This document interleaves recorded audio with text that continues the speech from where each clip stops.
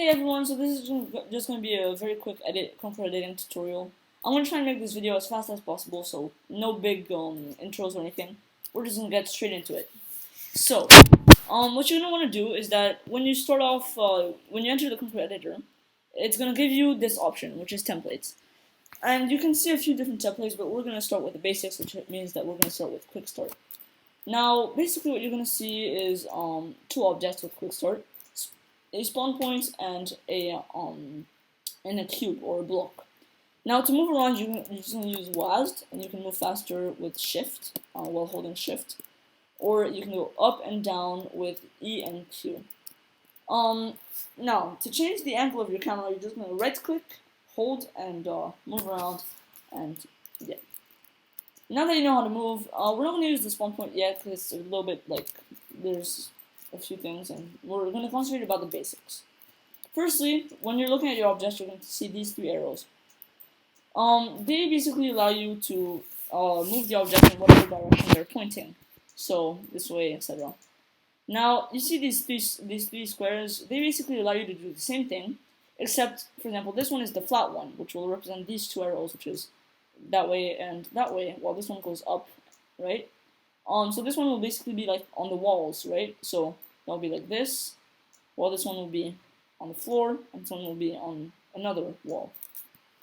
Now, if you click on number 2, you'll be able to rotate the object, but don't do that because basically in Krunker, when you rotate an object, this hitbox, which is the purple thing you see, people won't see this in game, right? But that's basically the hitbox, which means when people hit here, when people touch this, they will land on it, right? It's an actual object, you won't go through it. While here, you will go through it.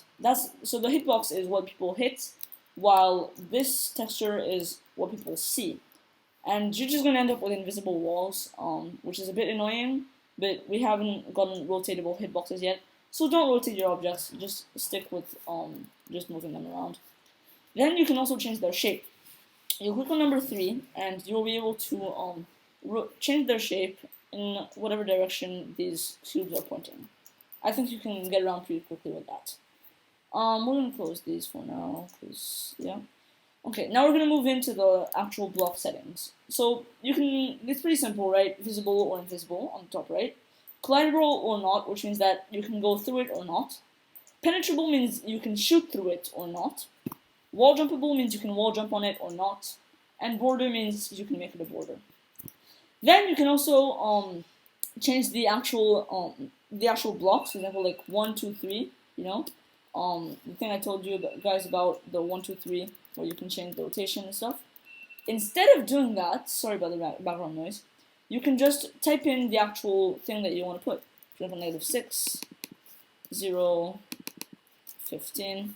And now you're just typing in however you want it to be. For example, like an 80-degree angle. But we don't right now because that's just how it is. You might want to make it 100 or 10, 10, or 10. And yeah, it's pretty simple. Then you can change the style, which basically, wait, let me just close that. Which basically allows you to change how your thing looks. Now, firstly, you're going to want to open texture because that's probably not going to be open for you. And that's going to allow you to see these few things, which are basically changing how your object looks. We're going to make it bigger so you guys can see it better. And there are a few options, right? But something cool is that you can actually choose your own look on this by clicking Select Custom. Now, firstly, you can either use the ones that people have posted, like this one, for example. And that's what you'll see. It's a Japan poster, apparently. Or you can make your own by clicking on Publish. You're going to select here, you're going to go to texture, you're going to select the picture, you're going to take a picture of whatever you want it to be. If it's a black screen, then you just take a picture of that, you put it on your desktop, you select it, you put it as black screen, and you post it, you click publish. And then it's going to end up here. I've already made a few, for example, quartz, and now it looks like this. Now we're going to do, we're going to choose one that's called leather. Basically, there are a few other commands you can use. For example, there is this thing called stretch. This will basically make it so that the texture you have will be stretched so that it fits the cube. Well, right now, you see, let me make it bigger so you'll see it better, but there are going to be a few lines, and that basically means that the texture is being applied, except that it's only being applied as it is, so it's going to be like a cube, and it's not going to be very good. So you might want to stretch it, and now it's going to fit the entire block as a single cube, right? Then force transparency, I'm not sure what it means, but rotation basically allows you to change the rotation, pretty obvious. Offset basically means to change how it looks that way, or this way. It's hard to explain, but you understand probably. You can also make it move in a certain direction, right? And change the direction, etc. at a certain speed, etc. But we're not going to do that because that's just going to be annoying. So let's close that for now. Then there's frame animation. It doesn't really change anything. Just keep away from that. Then there's these two options. Basically, color allows you to change the actual color of the object, right? While this one allows you to basically change the shade of it. So those are the two. And also you're gonna want to pay attention to this because there are these like numbers, and basically that's kind of like a code for the color, right? This color here is called hashtag 90660. Okay, that's pretty much how you identify maybe a certain color. Opacity makes it like see-through in a way. So if you want to make it a glass, for example, you can see through the glass now. Subdivision, shading, and fog, I'm not sure what it does, so I'm just going to ignore it. We're going to move on to technical and logic. This basically allows you to change the settings of the block, such as destructible, and if it's destructible, you want to put a health. That way when people deal, for example, right now it's 340. If they deal 340 damage to the object will break. Now once it breaks, you can maybe, you might want it to respawn. So you're going to put a timer on it. And as soon as the timer stops, this is in seconds, right now it's 8, right? As soon as the timer ends, it's going to respawn the object.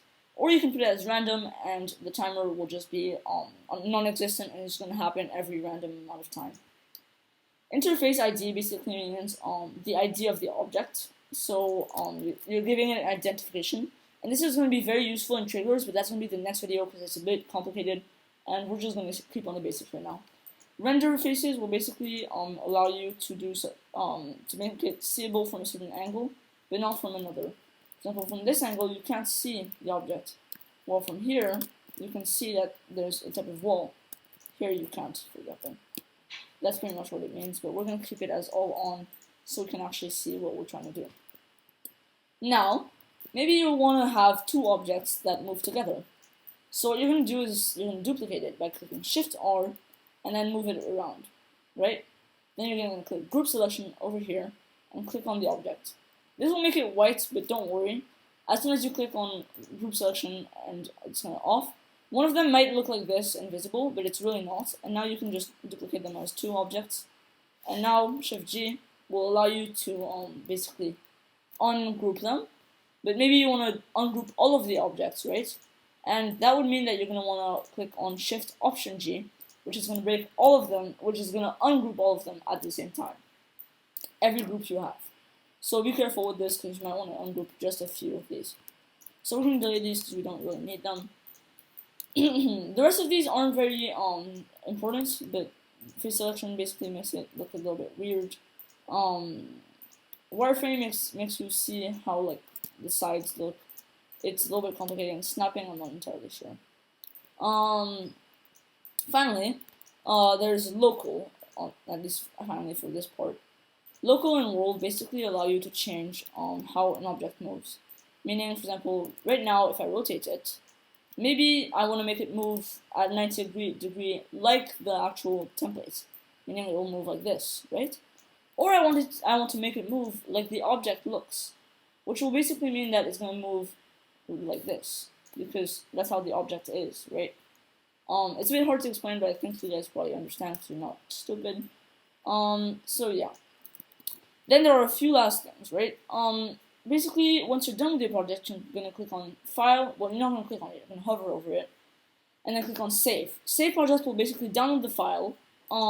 That file you can drag onto your desktop. And then next time that you want to edit, you open it, you save, you copy everything that's on it. Then you click on Import. And then you paste whatever you copied from your old file. Then you can just have whatever you have. And then publish it. You go to publish and you publish game. You can select the choice. put a thumbnail, you put a YouTube, maybe you put a description, and yeah, that's pretty much it. Click on post or publish, and it's gonna publish. Then you can you can hover over edit. Edit will basically allow you to undo and redo anything that you basically do. For example, if I duplicate it, I can undo it by clicking on undo or redo. We're going to delete it for now. Objects will basically allow you to choose any of these objects. You can just look through them and you'll see there are a few very interesting ones. Zones are the ones, for example, for different game modes. For example, a spawn point, you're going to want to have those. A score zone for like point matches, a checkpoint, teleporter, bomb site if you're doing a type of, what's it called, diffuse game mode. And then you have this thing called group, right? Basically group allows you, maybe you have a lot of objects. Right now we only have 2, but maybe you have a lot of them, right? For example, maybe you're too lazy to just click through all of them, which is understandable. So what you're gonna do, if you click C, which is like a little bit of a asset thing, it's gonna spawn in a cube in front of you. So yeah, you're gonna want to do is have a cube, right? And then, or any other object for that matter. Click on that cube, go to group, create, and now all of them are as a group. Everything that was inside that group that was touching that that object is now a group. Then we have this thing called custom.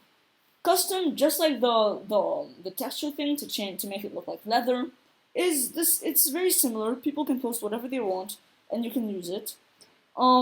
Except that it's basically objects. I've not made many, but for example, maybe you have a UFO. Maybe you want one of those, and now you have a UFO. People have posted these, and you can just use them.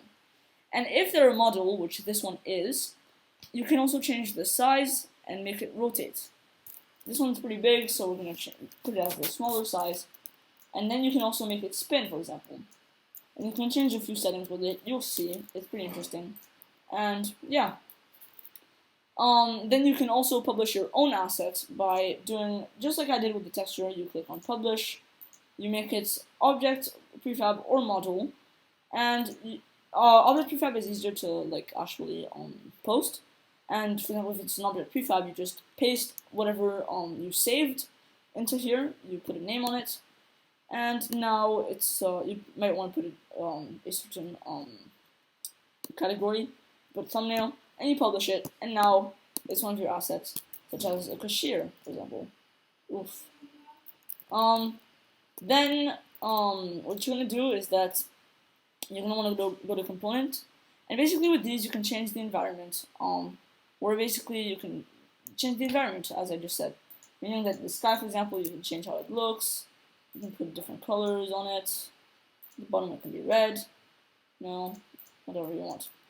You can do whatever you want really, as long as you like it. And then you can also, sorry, let me open that again. You click on cloud texture, and that's going to allow you to have a cloud texture. It's pretty fun. You can just play around with it. It's really self-explanatory. Zone allows you to put a zone. Ocean allows you to put an ocean. You can change the color of the ocean as well. It can be green like that. Map, you can test your map, which means that it's just going to be you inside your own lobby with only one person being able to play, and you just enter the game and you test it out. Or you can host it, which means that it's not going to be posted, but you can play it with your friends. You publish it, I showed, help, right? And then finally there are a few last things, where firstly you can change the name here. You can put a welcome message for people who enter the game, it's going to show it. You can put a mod, you select the mod here. You can put the death height. You can change the game modes, change the settings, and basically anything else you want. For example, what classes you can use, etc. I hope you guys enjoyed. I hope this was short enough. I'll post a video very soon about how to make, how to use triggers to make things. But yeah, stick around for that.